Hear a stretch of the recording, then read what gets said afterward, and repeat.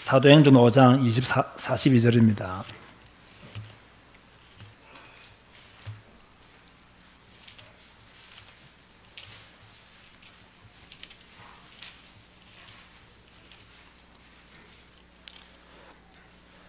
사도행전 5장 42절 다 같이 한 목소리로 합독하시겠습니다. 그들이 날마다 성전에 있든지 집에 있든지 예수는 그리스도라고 가르치기와 전도하기를 그치지 아니하니라. 아멘. 올해 우리 교회가 붙잡고 있는 말씀이기도 하고요, 또 우리가 응답받아야 될 말씀이기도 합니다. 오늘은 성경을 제대로 이해하려면, 우리 교회는 성경 읽는 교회잖아요. 여러분은 성경 읽는 성도들이잖아요. 그런데 성경을 읽다 보면 잘못 읽을 수가 있어요. 또 틀리게 읽을 수가 있어요. 그런 것을 최대한 방지하기 위해서요, 오늘은 우리가 성경을 읽을 때 무엇을 조심해야 되느냐, 또 어떤 것을 명심해야 되느냐, 이런 부분들을 여러분에게 말씀으로 전하려고 합니다. 성경을 읽는 일은 굉장히 행복한 일입니다. 맞습니까, 여러분? 왜 행복한 일입니까? 읽어보면 압니다. 그 안 읽어보는 사람한테 이거 설명해봤자요, 알아들을 수가 없어요. 왜 성경을 읽는 것이 행복하냐? 읽어보면요, 그 답이 금방 나와요. 이 행복은 각자에게 다르기 때문에 제가 한마디로 설명할 수가 없어요. 저 개인적인 경험으로는요, 성경 읽을 때마다 하나님께만 집중할 수 있어서 행복한 것 같아요. 평소 때는 염려 안 하려도 약간 염려가 생기고요, 불신앙 안 하려고도 약간 불신앙이 있고요, 걱정도 근심도 약간씩 있는데, 성경 읽으면 딱 하나님께만 집중할 수 있잖아요. 그러니까 그게 너무 좋아요. 세상 모든 것 다 잠재우고 내가 하나님의 말씀 앞에 앉아서 하나님께만 집중하는 시간이 성경 읽는 시간이기 때문에 그 성경 읽는 시간이 너무 좋은 거예요. 계속 하나님께 집중하다 보면 또 하나님의 은혜도 계속 누리게 되는 거죠. 그런가 하면 성경을 읽을 때마다 하나님이 주시는 감동이 있어요. 사실 이것이 없으면 성경을 지속적으로 읽기가 상당히 힘이 들겠죠. 그런데 성경을 읽을 때마다 하나님이 감동을 주신단 말이에요. 그러니까 행복하죠. 하나님의 감동을 받는 사람이 어찌 행복하지 않을 수 있겠어요. 하나님의 감동 속에 있으면 그 사람은 행복한 사람이에요. 그래서 하나님의 감동을 계속 누릴 수 있는 방법이 성경 읽기이기 때문에 성경 읽는 시간이 행복하다. 좀 더 구체적으로 말하면요, 이 성경 말씀이 내게 깊숙이 들어오잖아요. 이게 너무 좋은 것 같아요. 하나님께 집중하지요. 하나님의 감동이 내게 막 일어나지요. 그 말씀이 내게 쑥 들어오지요. 이러니까 행복할 수밖에 없죠. 그 말씀이 내 속에 쑥 들어오는데 은혜 받을 수밖에 없고 힘을 얻을 수밖에 없고요. 그러니까 행복한 시간을 보낼 수밖에 없기 때문에 계속 여기서 성경을 읽는 거죠. 여러분들 이런 맛 알게 되기를 바랍니다. 그런데 한 가지 죄송한 게 있어요. 아쉬운 게 있어요. 그게 뭐겠어요? 그 말씀을 다 지키지 못해서 아쉬워요. 그 말씀을 다 지키지 못해서 죄송해요. 그 말씀을 다 지키지 못해서요, 날마다 회개가 되어져요. 그런데 저는 이것도 좋아요. 때로는 아프지만 회개할 수 있다는 게 좋아요. 보세요. 어떤 성도들은요, 회개를 전혀 안 하고 삽니다. 회개할 필요가 없다고 생각하는 분들도 있어요. 이미 예수님이 우리의 모든 죄를 사했는데 우리가 무슨 회개할 것이 있느냐라고 생각하고 말하는 분들도 있어요. 그런데 저는 그것보다는요, 회개가 무엇인 줄 알고 회개하고 사는 것이 훨씬 더 내 영적인 생활에 좋은 것 같아요. 회개하고 사는 것이 훨씬 더 내게 유익한 것 같아요. 이 단점 하나만 빼고는, 내가 그 말씀을 다 지키지 못하는 이 단점 하나만 딱 빼고는요, 성경 읽는 시간이 너무 행복하고 너무나 즐거운 그런 시간이 되는 거죠. 자, 다시 말하면 우리 교회는 성경 읽는 교회입니다. 맞습니까? 여러분들은 성경 읽는 것을 좋아하는 성도들입니다. 맞습니까? 우리는 성경 읽는 것을 좋아하는 성도들이에요. 그런데 우리는 성경 읽을 때 그러면 어떻게 읽어야 되느냐? 성경 읽을 때 어떻게, 무엇을 참고해야 되느냐? 자, 이런 부분들을 오늘 배우게 될 텐데요. 가능하면 성경 노트 사신 분들 있죠? 그 제일 앞에 보면요, 빈 공간이 있어요. 거기다가 적어 놓으세요. 이런 거 노트에 적어 놓고, 우리는 늘 교재를 만들어 주니까 이 교재 들을 때는 적죠. 집에 가면 어딘가 날아가고 없어요. 다 쓰레기통에 들어갑니다. 그러니까 이 노트 성경 사신 분들은 그 앞에다가 조그마한 글씨로 적어 놓으면 좋겠다라는 생각을 가집니다. 왜냐하면 이런 것들은 성경 읽을 때마다 참고해야 될 내용이거든요. 성경 읽을 때마다 조금 이렇게 보면서 읽어보면 도움이 될 그런 내용이기 때문에 그렇게 요약을 해 두시면 좋겠다는 생각이 듭니다. 자, 성경 읽을 때 첫 번째로 무엇을 이해하라? 본문을 이해하라. 본문을 이해해야 돼요. 이 본문을 이해하라, 이 말은 무슨 의미가 있냐면요, 이 본문의 말씀이 기록될 그 당시의 상황을 이해하라는 말과 동일한 말이에요. 이 본문이 기록될 그 당시의 상황, 그것을 고려하고 그것을 이해해야 됩니다. 이건 굉장히 중요한 말입니다. 간혹요, 성경을 읽을 때요, 오늘의 눈으로만 성경을 읽고 해석하시는 분들이 있어요. 이거 위험합니다. 오늘 21세기의 눈으로만 성경을 읽고 21세기의 눈으로 그 성경을 해석하는 것은 잘못된 해석을 낳을 수 있다는 이야기입니다. 이 성경이 기록될 그 당시에 상황은 어땠느냐, 그 당시에 왜 이런 말씀을 기록하게 하셨는가, 이런 것을 깊게 보는 것이 바로 본문을 이해하는 것이다. 자, 그러기 위해서는 무엇을 보아야 되겠어요? 역사적인 배경을 볼 수밖에 없는 거죠. 그 당시의 역사, 그죠? 본문이 기록된 시대적인 배경, 이런 것들을 봐야 돼요. 그 시대의 가장 큰 문제들이 무엇이었는지, 어떤 시대적 배경에서 이 메시지가 나왔는지, 이걸 보고 우리는 성경을 해석해야 되지, 성경을 읽어야 되지, 그 본문이 기록된 시대적 배경, 역사적 배경, 또 그런가 하면 그 시대적 상황, 이런 것들을 전혀 고려하지 않고 그냥 성경 한 구절만 딱 뽑아내가지고 오늘의 눈으로 막 성경을 해석하는 것은 굉장한 위험이 있습니다. 잘못된 성경 해석을 할 가능성이 굉장히 많은 거죠. 이 성경이 어느 시대 때, 언제, 어디서 기록된 성경이냐, 이런 것들도 봐야 돼요. 다시 말해서 저자의 시대로 돌아가서 저자의 눈으로 성경을 보는 것을 본문 이해라 합니다. 그 시대로 돌아가서 그 시대의 눈으로 성경을 보는 것이 성경을 옳게 해석할 수 있는 그런 방법인데, 우리는 그 시대적 상황은 잘 모르고 그냥 단어 하나만 딱 끄집어내가지고 이렇게 무리하게 해석을 하거나 무리하게 풀다 보면 본문과는 거리가 먼 성경 해석이 나올 가능성이 많다는 거예요. 자, 여러분, 저희 이야기가 이해가 되죠? 이런 것들을 잘 이해해야 됩니다. 그래서 왜 이런 말씀이 기록되었는가? 여러분, 말씀을 기록한 데는 이유가 있잖아요. 이유 없이 말하는 사람이 어디 있겠어요? 제가 오늘 설교를 하는데도 설교하는 이유가 있겠어요? 없겠어요? 설교할 이유가 있는 거예요. 왜? 우리 교회는 성경 읽는 교회고 성경을 가르치는 교회고, 여러분들은 내일 아침에도 성경을 읽으실 분들인데, 우리가 성경을 읽을 때 어떻게 읽어야 되느냐, 어떻게 읽는 것이 바르게 성경을 읽는 것이냐, 성경을 제대로 이해하려고 하면 최소한 우리가 어떤 규모를 가지고 있어야 되느냐, 이런 것을요 아는 것이 우리 성도들의 영적 생활에 도움이 된다고 생각하기 때문에 이 말씀을 준비한 거란 말이에요. 그 이유 없는 말씀은 없는 거예요. 특별히 성경 말씀은요 다 이유가 있어요. 이 말씀은 성취되는 말씀이에요. 그렇기 때문에 우리는 그 시대적 상황, 그 시대적 역사적인 배경, 이런 것들을 충분히 고려하면서 성경을 보아야 본문을 제대로 이해할 수 있다. 본문을 제대로 이해할 수 있다. 본문을 제대로 이해해야, 두 번째, 본문을 해석하는 눈이 열려요. 이해를 못했는데 어떻게 해석하겠어요? 이해를 못했는데 어떻게 응용을 하겠어요? 자, 본문이 의미하는 것이 무엇인가?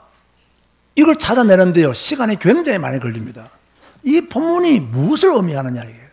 이런 시대적 상황 속에서 이렇게 기록되어졌는데 이것이 무엇을 의미하는 내용일까? 여기에 많은 시간을 투자해야 돼요. 자, 이런 겁니다. 엄격하게 말하면 우리는 성경 말씀을 받는 1차적인 독자는 아니잖아요. 1차적인 독자는 그 시대 사람들이에요. 그죠? 그 시대 사람들이 1차적인 독자들이 우리는 2차적인 독자들이에요. 그럼 보면 무슨 말이냐면요. 자, 여러분 제가 전에 이런 말 했는데 마태복음의 1차적인 독자는 누구라 그랬죠? 저 2년 전에 가르친 생각이 있어요. 유대인입니다. 유대인. 그럼 마가복음의 1차적인 독자는 누구예요? 그 당시 로마인들입니다. 누가복음의 1차적인 독자는 누구예요? 아니면 헬라인입니다. 요한복음의 1차적인 독자는 누구예요? 교회입니다. 그러면 마태복음은 그리스도를 무엇으로 표현했어요? 왕으로 표현했어요. 마가복음은 그리스도를 무엇으로 표현했어요? 종으로 표현했어요. 누가복음은 예수님을 무엇으로 표현했어요? 인자로 표현했어요. 요한복음은 예수님을 무엇이라고 표현했어요? 하나님이라고 표현했어요. 자, 이걸 우리가 알고 성경 읽어야 됩니까? 모르고 성경 읽어야 됩니까? 이걸 알고 성경 읽어야 되죠. 그래야 마태복음 보면서 이 마태복음의 1차적인 독자들은 유대인이구나. 이 마가복음의 1차적인 독자들은 로마인이구나. 이 누가복음의 1차적인 독자들은 헬라인이구나. 그리스인이구나. 요한복음의 1차적인 독자들은 교회 또는 세상이었구나. 이걸 딱 알고 성경을 보면요. 이 성경 말씀이 이해가 더 빨리 되어지고 마음에 와 닿는 것이 크는 거예요. 그럼 대부분의 성도들은요, 이걸 모르거든요. 마태복음의 1차적인 독자가 누군지 이걸 모릅니다. 마태복음에서는 예수님을 무엇이라고 표현하고 있는지 이걸 모릅니다. 이러니까 막 성경 해석을 막 뒤죽박죽 자기 편한 대로 자기 생각나는 대로 막 그렇게 해버리는 실수들을 많이 범하게 되는 거죠. 그래서 이 원래 독자들에게 의미하는 바가 무엇인가 이걸 알아야 돼요. 우리가 이렇게 많은 모세 오경을 보게 되고 또 역사서를 보게 되고 선지서를 보게 되고 시가서를 보게 되고 보잖아요.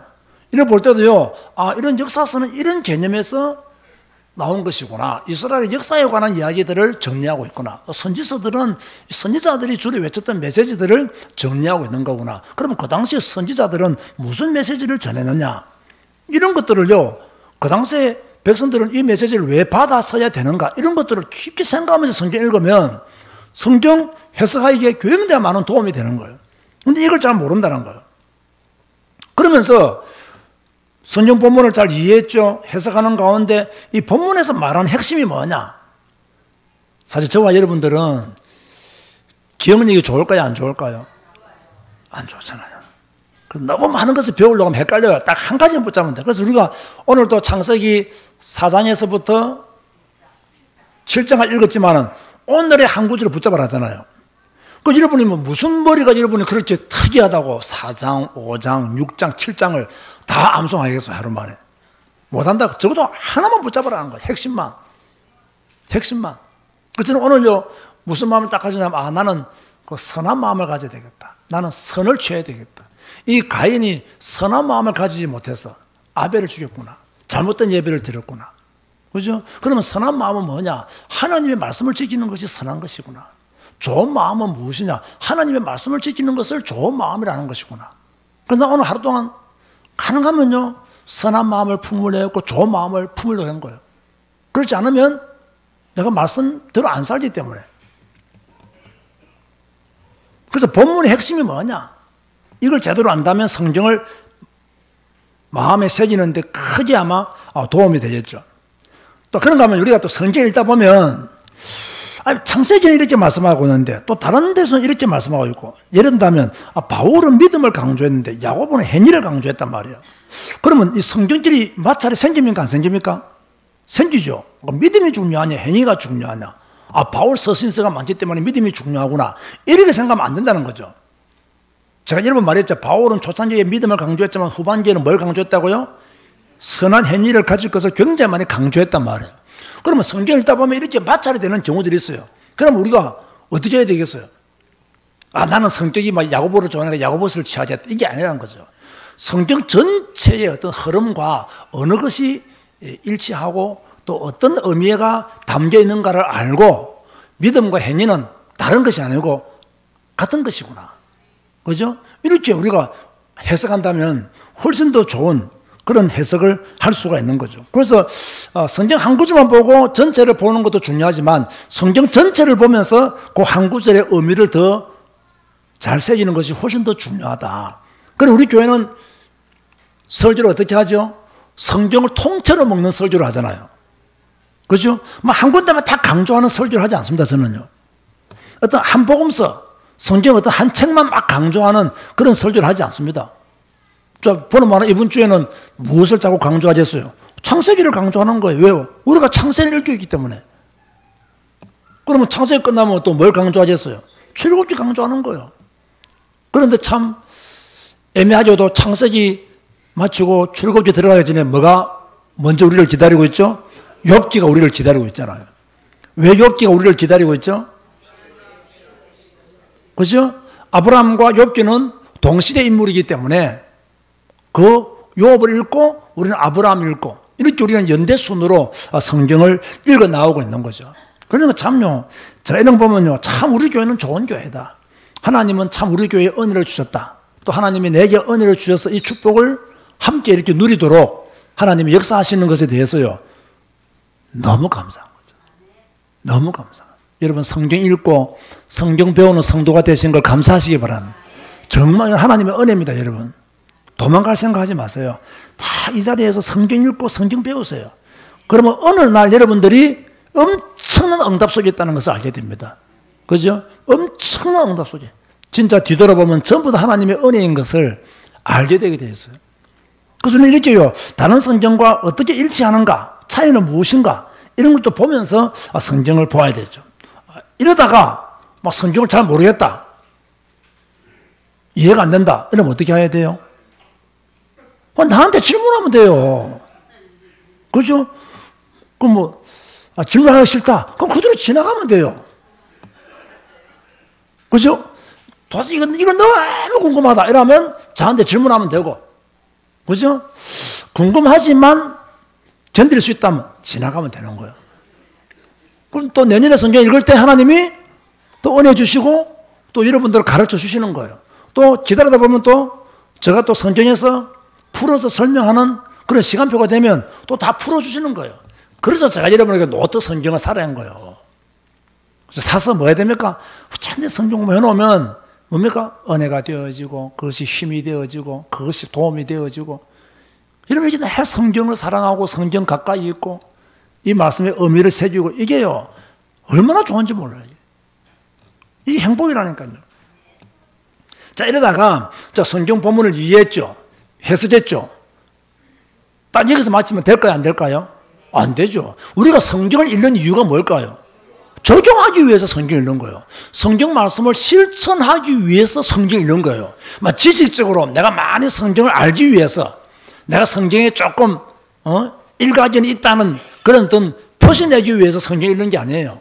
우리는 내가 성경을 겸손히 읽는 이유는 이 말씀을 따라 살겠다는 의지의 표현이에요. 내가 성경을 읽는 이유는 이 말씀에 순종하겠습니다. 내가 이 말씀을 따라 내 삶의 모습을 조정하겠습니다. 그게 성경을 읽는 이유거든요. 여러분이 아무리 성경을 지식적으로 많이 알아도 여러분의 삶이 성경적이지 않으면 실패입니다. 여러분이 아무리 성경을 많이 읽어도 그 성경 말씀에 순종하지 않는 삶을 살면요 성경을 잘못 읽은 겁니다. 성경을 지식적으로 많이 안다고 해서 영적으로 뛰어난 게 아닙니다. 성경을 가지고 어떻게 내가 믿음의 삶을 살았느냐가 훨씬 더 중요한 거예요. 그러면 성경에 있는 이유가 뭐예요? 성경을 실천하기 위해서, 성경 말씀을 따라 순종하는 삶을 살기 위해서 우리는 성경을 읽는 거죠. 자, 그러면 본문을 이해하고 해석했단 말이에요. 어떤 줄기를 알고 이유를 안단 말이에요. 그러면 이 본문은 오늘 나에게 무엇을 요구하고 있는가? 나는 이 말씀을 어떻게 적용하며 살 것인가? 여기에 답 나와야 됩니다. 여기에 답 나와야 돼요. 여러분이 성경을 읽잖아요. 성경을 읽으면 이 읽은 말씀을 통해서 하나님이 내게 요구하시는 것이 무엇인가? 그걸 오늘의 한 구절로 잡아내야 되는 거예요. 하나님이 내게 요구하시는 것. 또한 내가 이 말씀을 읽는 가운데 확 찔림이 오고 회개가 되는 말씀, 이런 것들을 딱 잡고요. 그 말씀을 따라서 내가 하루 종일 묵상하면서 기도하면서 사는 거예요. 그게 적용이거든요. 분명히요, 하나님은 오늘 우리에게 주시는 메시지가 있기 때문에 성경을 주신 거예요. 자, 성경에 보면 우리가 붙잡아야 될 말씀이 있어요. 붙잡아야 될 약속이 있어요. 언약이죠. 또 우리에게 경고 주시는 것이 있어요. 또 우리에게 피하라고 하시는 말씀도 있어요. 우리에게 조심하라고 주시는 말씀들도 있어요. 이런 말씀들은 딱 성경을 보면서요. 아, 오늘 내가 가인처럼 살면 안 되는구나. 그죠? 하나님 말씀 놓치고 엉뚱한 짓 하면 안 되는구나. 예배 잘못 드리면 안 되는구나. 가인 보세요. 얼마나 파람치합니까? 그죠? 자기가 잘못된 예배 드려놓고 자기가 막 화내고 안색이 변하고 하나님에 덤벼들고 예배 제대로 된 아벨을 죽이고 이상한 인간이잖아요. 얘요. 그런데 우리도 이렇게 이상한 인간이 될 수 있는 거예요. 충분히 될 수 있어요. 여러분. 사람은요. 선과 악은요. 그야말로 종이 한 장 차이입니다. 여러분이 뭐 언제까지 내가 선하다 이렇게 말 못합니다. 금방 악한 자가 될 수 있어요. 그리고 이 가인 가만히 보면요. 참 이해가 안 되는 사람이잖아요. 근데 우리의 가정대에도 보면요. 가인 같은 사람들이 있어요. 여러분 후대 중에서도 가인 같은 사람이 있다니까요. 그중에 이런 가정이 되지 않기 위해서 기도해야 되고 깨어있어야 되고요. 그죠? 우리가 주신 경고의 말씀을 받아야 되는 거예요. 아, 우리 집안에는 가인과 같은 사람이 없어야 되겠다. 이 주말에 여기 가인을 욕하기 전에요. 우리 집안 나의 후대 중에서는 가인과 같은 사람이 없어야 되겠다는 간절한 기도가 있었어야 되는 거예요. 나는 죽더라도 온전한 예배를 드리고 죽었던 그 아벨처럼 살겠다. 그리고 믿음의 고백들이요. 이런 성경 읽기를 통해서 여러분이 항상 되어져야 돼요. 이거 하기 위해서 성경이 이런 거예요. 말씀을 통해서 오늘의 나를 발견하고 오늘 내가 어떻게 살아야 될 것인가에 대한 답을 얻기 위해서 성경을 이런 것이다. 그럼 여기에 따라서 내가 오늘 무엇을 적용할 것인가? 내가 어떻게 살 것인가? 무엇을 실천할 것인가? 여기에 대한 답들을 우리가 얻게 되는 거죠. 자, 이렇게 충분히 성경을 깊게 보고 그 본문을 충분히 이해하고 또 본문에서 말하고자 하는 메시지가 무엇인지 알고 또 그 본문의 메시지를 따라서 내가 실천해야 될 걸 다 붙잡으면요. 제가 아까 말했던 것처럼 하나님의 감동이 내게 밀려오는 거예요. 하나님의 성령은 내게 역사하기 시작하시는 거예요. 제가 저는 이런 말 했죠. 성경은 하나님의 감동으로 기록된 책이기 때문에 성경을 읽는 자에게 하나님은 감동으로 역사하신다는 거예요. 여러분 이게 분명한 겁니다. 이게 우리 각자의 신앙의 수준에 따라서요. 뭐 죄송합니다만 초보에게는 초보에게 주는 은혜가 있고요. 또 중급자에게는 중급자에게 주시는 은혜가 있고요. 또 성경을 10도 이상 하시는 분들에게는 또 그분들에게 주시는 은혜가 또 다른 겁니다. 이 성경이 우리 눈에 보이는 것도요. 다 달라요. 초신자가 성경 볼 때 보는 게 있고요. 기존 신자가 성경 읽을 때 보는 성경구절이 있고요. 또 좀 수준 있는 성도들이 볼 때 눈에 보이는 성경구절들이 있어요. 그리고 우리가요, 이 성경을 읽을 때마다 성령으로 감동되어서 지어진 것이 성경이기 때문에 우리가 성경 읽을 때 하나님은 우리에게 감동을 주시는 거예요. 우리는 이 감동을 받기 위해서 기도해야 되고 이 감동 속에 있어야 되는 거예요. 이런 보세요. 처음에 성경 읽을 때는요, 막 읽는 일이 급급했단 말이에요. 근데 이제 우리가 성경을 4독, 5독, 6독, 7독 다 안 돼 갑니까? 이럴 때 보면요, 이제는 성경 읽는 것은 단연한 것이고요. 어디에 더 무게가 가야 되냐면, 말씀 기도에 더 무게가 가야 돼요. 그 말씀, 이 읽은 말씀 붙잡고 깊게 기도하는 시간. 엄격하게 말하면요, 이제는 여러분이 말씀을 자주 읽으신 분들은 딱 읽으면 이해됩니다. 그죠? 깊이 있게 이해하든, 조금, 얕게 이해하든 이해됩니다. 그것보다는요, 이 말씀을 붙잡고 깊이 말씀 기도하는 시간이 더 많아야 돼요. 저도 올해는 그렇게 많이 하려고 그래요. 이 말씀 붙잡고 기도하는 시간을 더 많이 가져야 되겠다. 기도하는 시간을 더 풍성히 가져야 되겠다. 기도로 그 말씀을 내 영혼과 마음에 채워야 되겠다. 여러분 아침부터 막 기도가 되어지잖아요. 그러면 영적으로 힘을 얻을 수밖에 없고 신날 수밖에 없는 거죠. 자, 우리가 이렇게요, 말씀 기도, 그 말씀 기도 넣으면 찬양이 나오잖아요. 찬양. 찬양하고 싶고, 노래하고 싶고, 하나님께 경배드리고 싶고, 이런 것들이 우리의 삶 속에 나오게 되는 거예요. 그럼 우리의 하루의 삶이요, 기쁠 수밖에, 행복할 수밖에 없는 거예요. 그래서 여러분의 관심이 워낙 세상에 많이 가 있거든요. 이러니까 하나님의 감동이 없는 거예요. 하나님의 감동 없이 사니까 그냥 찌들린 신앙생활 할 수밖에 없는 그런 구조를 가지고 있는 거예요. 우리는 이걸 엎어야 되겠다.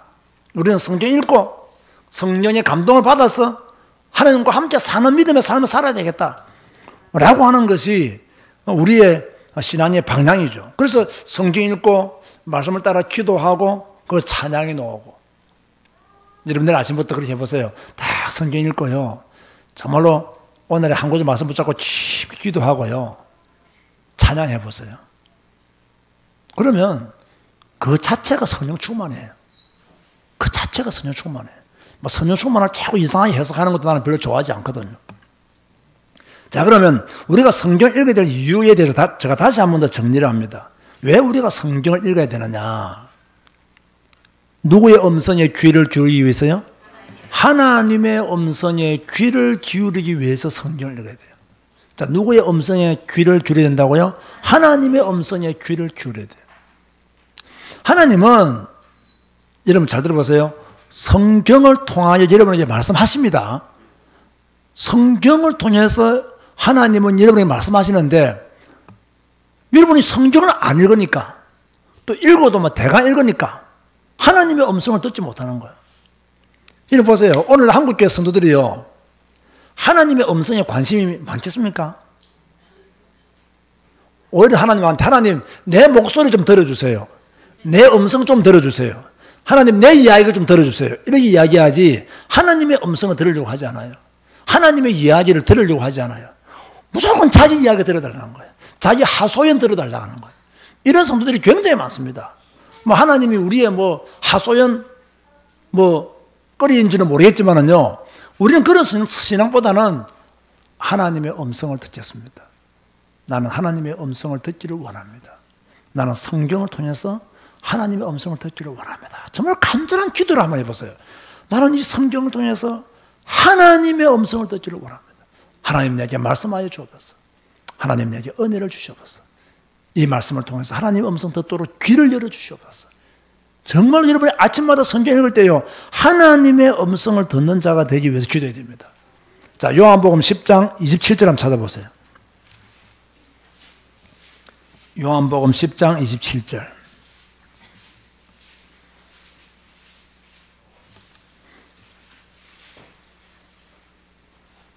다 같이 큰 소리로 읽읍시다. 시작. 내 양은 내 음성을 들으며 나는 그들을 알며 그들은 나를 따르느니라. 내 양은 누구의 음성을 알고? 내 음성을 알고. 당연한 거죠. 양은 목자의 음성을 알아요. 제가 전에 그런 말 했잖아요. 양을 치다 보면 목자끼리 만난단 말이에요. 그럼 이 A라는 목자도 한 100마리의 양을 데리고 왔고, B라는 목자도 100마리의 양을 데리고 왔고, C라는 목자도 100마리의 양을 데려왔단 말이에요. 그런데 풀을 먹이다 보면 뒤섞여요, 안 뒤섞여요? 뒤섞이잖아요. 그 나중에 이 뒤섞여 있는 이 양을 어떻게 구별해서 데려가겠어요? 저 어떻게 데려간다 그랬죠? 딱 한 마리씩 심사하는 게 아닙니다. 아, 요거 내 말이다. 딱 A. 아, 요거는 B 거다. B. 요거 딱 C 거다. 한다니까요. 그냥 목자가 한국말로 가자 이러면요, 양은 누구의 음성 안다고요? 그 100마리는 A 목자에게 쏘고 100마리가 그대로 빠져나와요. 그대로 빠져나와요. 그러면 B라는 목자도, 야, 우리도 집에 가자 이런다면 그 200마리 중에서 목자의 음성을 들은 양들이요, 100마리가 그대로 빠져나와요. 우리는 뭐 이렇게 분별해서 나눌 필요가 없는 거예요. 목자들은 그냥 가자 하면 다 가는 거예요. 참 신기하죠. 그렇죠? 참 신기하죠. 잘못하면 여러분은요, 양보다 못한 사람이 될 수 있어요. 예? 양은 자기 목자 음성을 안다니까요. 양은 자기 목자 음성을 알기 때문에 그 음성 따라간다니까요. 그런데 자기 목자의 음성을 모르는 양은 어떻게 되겠어, 그러면? 뭐 다른 데로 가겠죠, 뭐. 그죠? 그 다른 데로 뭐 가는 것도 어쩔 수 없는 거예요. 자, 여러분은 주님의 양입니까? 주님의 양이에요? 네, 주님의 음성을 듣는 자가 되시기 바랍니다. 자, 그러면 주님의 음성을 듣지 아니하면 어떻게 됩니까? 마태복음 25장 12절 보세요. 주님의 음성을 듣지 아니하는 자들에게 주님은 뭐라고 말씀하시느냐? 마태복음 25장 12절 보세요.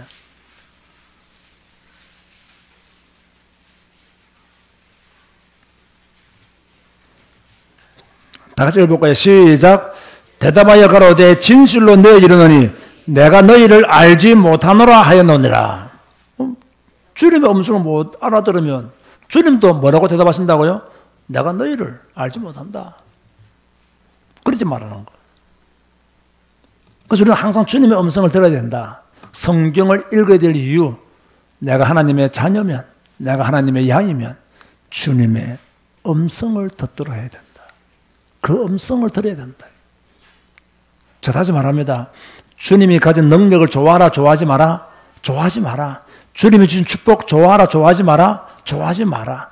주님이 주신 은혜 좋아하라, 좋아하지 마라? 좋아하지 마라. 뭘 더 좋아해라? 주님 그 자체를 좋아해야 되는 거예요. 주님이 우리에게 주는 부스러기만 늘 좋아하는 성도 되면 안 됩니다. 주님이 우리에게 주는 은혜, 능력, 축복 이런 것만 늘 좋아하고 하나님 자체를 사랑하지 않아. 여러분 이거 다 부모들이잖아요. 그죠? 부모들은 여러분 생각해보세요. 내 자식들이 나한테 용돈 탈 때만 다 아양 부리고 용돈 타고 나면 휙 돌아서 버리고 나한테 뭐 도움 받을 때만 엄마 하면서 아빠 하면서 콧방망이 소리 하다가 그저 돈 받고 나면 휙 돌아서 버리고 이러면 좋겠어요? 안 좋겠어요? 안 좋죠. 안 좋죠. 그래도 딸 가지신 분들 좀 덜하다더라고요. 아들만 둘이 있는 저는요, 실감합니다. 이거 실감해요. 그죠? 우리 윤희성 간단해요. 아빠 계절학비 등록금 보내주세요. 요때 아니면요, 글자를 두자, 석자 이상 쓰는 적이 없습니다. 뭐 보내달라 할 때만 문자로, 이번에 유학점 신청해서 돈이 2,000불입니다. 이런 거만 딱 써줘요. 나머지는요, 전혀, 오늘 하도 다도해서요. 야, 훌륭한 아들놈들, 아빠가 이렇게 글을 보내면 반응을 해라 했더니요. 넵, 끝이에요. 넵, 끝.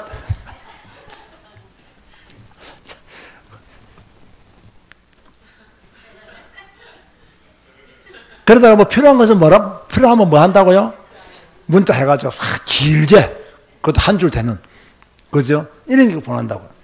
우리도 그렇잖아요. 하나님에게, 하나님 자체를 사랑하고, 하나님 자신을 사랑해야 되는데, 하나님 가진 능력을 사랑한다면, 정말 이건 잘못된 신앙 같아요. 옳은 신앙은 아닌 것 같아요. 그래서 우리는 더욱더 주님을 사랑하고 주님의 음성을 듣는 성도가 되어야 된다. 그러기 위해서 뭐 읽어야 된다? 성경 읽어라. 그 다음에 두 번째로는요, 왜 우리가 성경을 읽어야 되느냐? 성경대로 살기 위해서 성경을 읽어야 되는 거예요. 아까 말했죠. 적용하기 위해서. 말씀을 실천하기 위해서. 자, 우리는 보통 말씀은 성취된다. 이런 말을 할 때에 잘못 이 말을 사용하시는 분들은요, 목사가 전한 메시지의 말씀이 성취된다. 이것만 자꾸 강조하시는 분들이 있어요. 저는 그거 옳지 않다고 보거든요. 말씀 성취의 원 의미는 뭐예요? 성경 66권의 말씀이 지금도 성취된다는 거거든요. 근데 이제 강단 메시지도 성취된다. 물론 성경적인 설교라면 성취되겠죠. 근데 강단 메시지가 꼭 성경적인 설교만 선포된다고 볼 수는 없단 말이에요. 근데 그걸 강단 말씀이 성취된다고 이렇게 협박 아닌 협박을 쳐가지고 교인들을 두려워하게 만들고 이런다면 그건 옳지가 않는 거예요. 그래서 말씀 성취라는 원 의미는 뭡니까? 하나님의 말씀, 성경 말씀이 성취되어진다고 우리는 그렇게 받아들이는 거예요. 근데 이제 간혹 이제 목사들은 이제 강단 메시지가 성취되어진다. 물론 성취되어집니다. 그죠? 성취되어진 응답을 받은 분들도 많이 있습니다. 그러나 목사가 그걸 자꾸 강조한다는 것 자체가 내가 볼 때는 잘못된 거예요. 우리는 뭐 해야 됩니까? 하나님의 말씀, 66권의 말씀이 성취되어진다. 그래서 무엇을 붙잡아라? 말씀 붙잡아라. 이게 되어져야 돼요. 제가 지난 송구 영신 예배 때 말씀드렸죠. 예수님은 말씀을 이루시기 위해서 이 땅에 오셨어요. 예수님은 말씀을 이루는 삶을 사줬어요. 그죠? 그리고 이 말씀은 앞으로도 이루어질 줄 믿으시기 바랍니다. 그래서 성경을 응하게 하려 하심이라. 선지자들의 거래. 이런 말씀들이 성경에 굉장히 많이 있거든요. 그럼 전부 다 예수님은 구약을 이루기 위해서 오셨고, 그죠? 하나님의 말씀을 성취하고 가셨고, 그래서 예수님이 마지막에 십자가상에서 뭐랬습니까? 다 이루었다라고 말한 거예요. 말씀을 다 이루었다는 이야기예요. 맡겨진 사명 다 이루었다는 말씀이에요. 그 말씀이 이루어지는 거예요. 여러분 잘 들으시죠? 그래서 우리는 성경 읽어야 돼요. 왜? 이 말씀은 지금도 성취되는 말씀이다 이게요. 지금도 이루어지는 말씀이다. 그래서 우리는 성경 말씀을 붙잡아야 되는 거예요. 성경 말씀을. 제가 지난번에 설명했잖아요. 목사 설교 원고 붙들고 있는 거하고 성경을 붙들고 있는 거하고 어느 게 옳다고요? 성경 붙들고 기도하는 옳지. 목사 설교 요약 그거 붙들고 맨날 끙끙거리고 있으면 안 된다니까요. 성경을 붙들고 기도해야 돼요. 성경 말씀 붙들고 기도해야 됩니다. 그게 올바른 신앙생활이다. 그렇게 제가 말씀을 드리고 싶은 거예요. 자, 그런가 하면 우리가 왜 또 성경 읽어야 되느냐? 저는 이 3번이 참 중요하다 생각해요. 한번 읽어볼까요? 시작.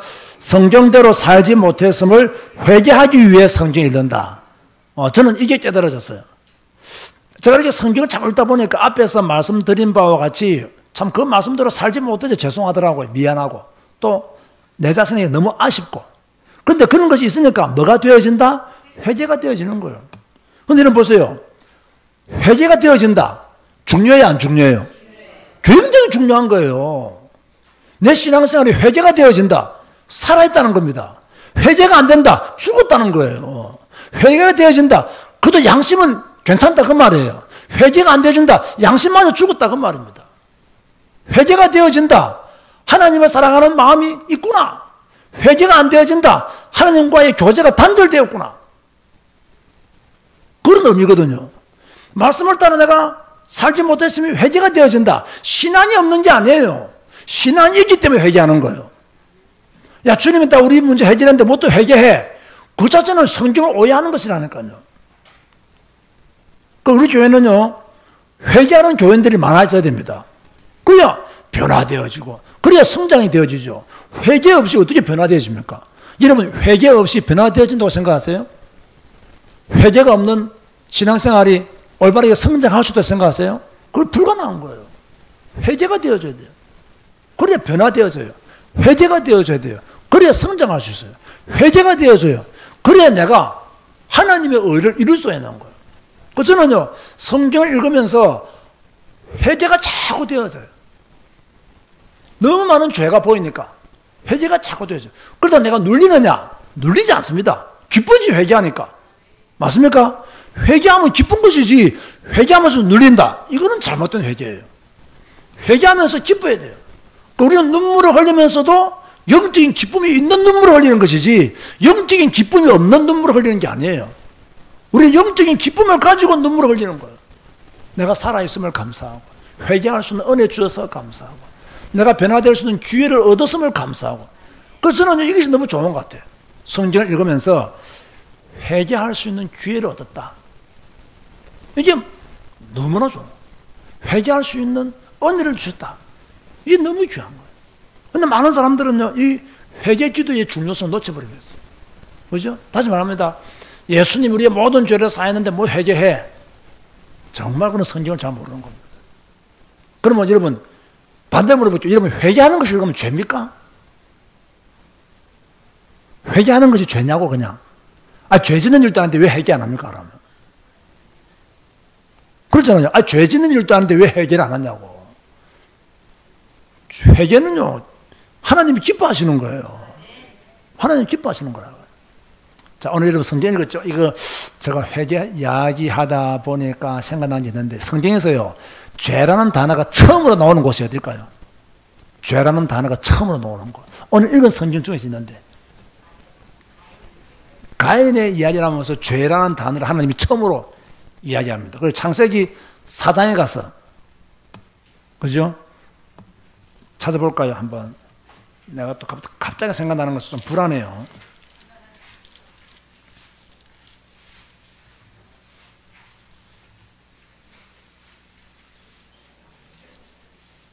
사장 어디에 있나요?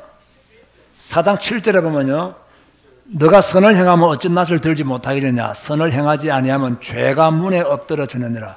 죄가 너를 원하는 너는 죄를 다스려. 이 죄, 성경에서 죄라는 단어가 처음 나오는 곳은 창세기 4장 7절. 그죠? 7절. 이 정도만 읽어보니 알아두시면 됩니다. 이 죄를 범하면 우리가 뭐 해야 된다? 회개해야 된다. 그죠? 회개가 없는 변화와 성장은 있을 수가 없다. 이런 변화되기를 원하십니까? 회개하시기 바랍니다. 성장하기를 원하십니까? 회개하시기 바랍니다. 무엇을 회개해야 됩니까? 말씀대로 살아가지 못했음을 회개해야 돼요. 그죠? 그래야 하나님을 기쁘시게 하는 믿음의 사람으로 승리할 수가 있습니다. 자, 오늘은 우리가 성경을 제대로 이해하려면 어떻게 해야 되느냐, 또 성경을 제대로 이해하기 위해서는 기본적으로 우리가 알아야 될 것들이 무엇이냐. 성경 본문을 제대로 이해해라. 성경 본문을 제대로 이해한다는 것은 그 시대 상황을 고려하고 성경을 보아야 된다. 역사적인 배경, 언제 누가 어떻게 지었는지, 그죠? 그 저자의 눈으로 성경을 보는 것이 필요하다. 이것이 되어지면 성경 해석은 쉽게 되어진다. 그래서 해석할 때 내 생각으로 자의적으로 해석하지 말고 그 본문의 이해를 따라서 성경 해석하는 능력을 우리가 가져야 된다. 그죠? 이렇게 성경 본문을 해석할 때 그 당시에 메신저는 누구였으면 독자들은 누구였는지, 어떤 시대적 상황 속에서 그 메시지가 전거되어졌는지, 이러면서 우리가 오늘은 나에게 주시는 메시지가 무엇인지, 오늘 나에게 하나님은 어떤 것을 요구하시는지, 여기에 대한, 그죠? 올바른 태도를 가지는 것이 필요하죠. 그러는 가운데 우리는 성경을 읽어야 될 이유에 대해서 하나님의 음성에 귀를 기울이기 위해서 성경을 읽어야 된다. 그런가 하면 성경대로 살기 위해서 성경을 읽어야 된다. 또 성경대로 살지 못했음을 회개할 수 있는 기회를 계속 얻기 때문에 성경을 읽어야 된다. 이런 말씀을 여러분에게 전했습니다. 내일부터 성경 읽을 때 꼭 참고하시길 바라고, 또 조금이나마 도움이 되는 그런 오늘 메시지가 되시기를 바랍니다. 기도하겠습니다. 주님 감사합니다. 우리는 성경 읽는 사람들입니다. 우리는 성경 읽는 하나님의 자녀들입니다. 우리는 성경을 읽고 그 말씀에 순종하는 삶을 살기를 원하는 그런 믿음의 사람들입니다. 성경만이 하나님의 말씀이요, 성경만이 생명이요, 진리요, 능력인 것을 믿습니다. 성경만이 우리를 변화시키는 하나님의 은혜인 것을 믿습니다. 주여, 하나님의 음성을 듣는 저희들이 되게 하여 주옵시고, 성경대로 살게 하여 주옵시고, 또 성경대로 살지 못했음을 회개하는 시간을 우리 모두가 가질 수 있도록 축복하여 주옵소서. 성경 읽을 때마다 하나님의 감동이 우리에게 넘쳐나게 하여 주옵소서. 예수님의 이름으로 기도드리옵나이다. 아멘.